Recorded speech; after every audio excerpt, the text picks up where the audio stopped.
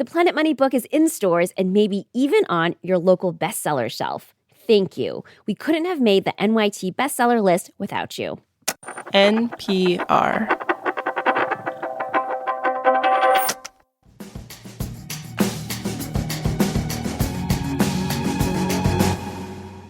Just over 5 years ago, Americans and people around the world watched this unfold live on TV. As we all remember, over 2,000 supporters of President Trump ransacked the United States Capitol in a brazen attempt to overturn the results of the 2020 election. They pepper sprayed, bludgeoned, stabbed, and tasered people, including police officers. They smashed windows. All told, rioters caused about $3 million in damage to the Capitol building.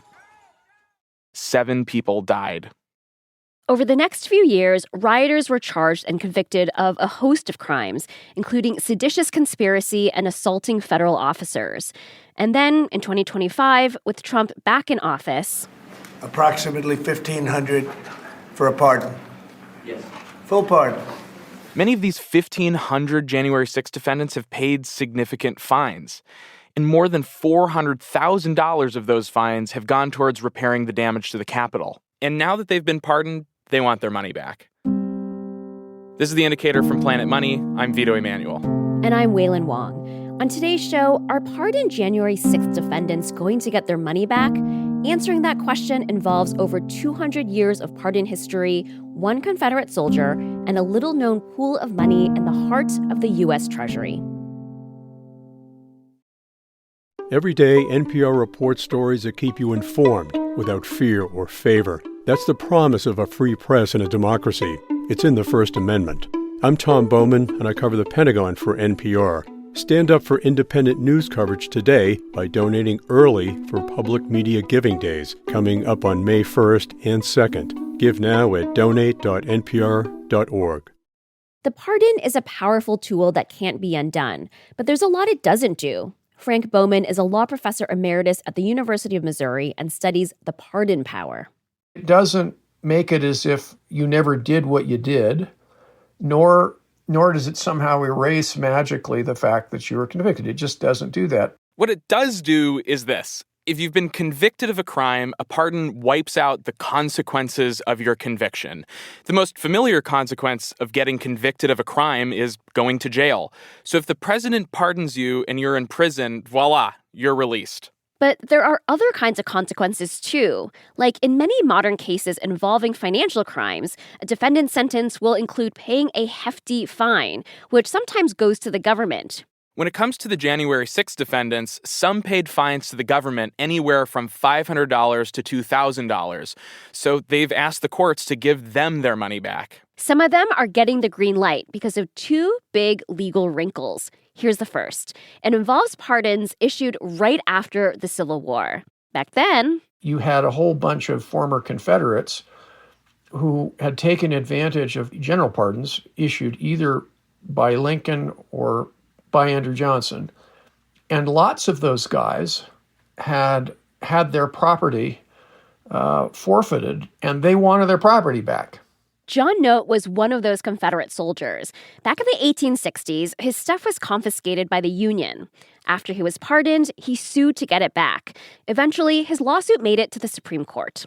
And the court basically said, well, yeah, sure, a pardon does eliminate the consequences of your conviction, but we also have to consider this other, more practical question, which is, who has your property? Or if it's a fine, who actually has the money? In Note's case, the U.S. Treasury had it. Sai Prakash is a law professor at the University of Virginia who says that's a problem because court precedent has historically held that once it's in the Treasury, the president can't have it refunded because the Constitution says that monies in the Treasury have to be appropriated by law. He's got a new book out about the history of the pardon. This is classic separation of power stuff. Treasury money, that's Congress's purview. So sorry, Mr. Confederate guy, you're out of luck. Sorry to this man.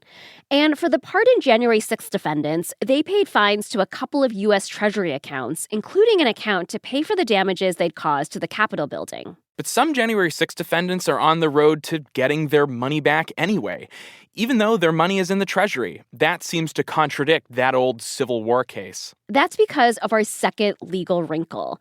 Many of the January 6 defendants had appealed their original convictions a few years ago, but the appellate court hadn't had time to rule yet, so their cases were in kind of a legal limbo. And then in 2025, right in the middle of limbo, Trump pardoned them. As a result, their convictions were vacated, a fancy legal word that essentially means voided, like they never existed.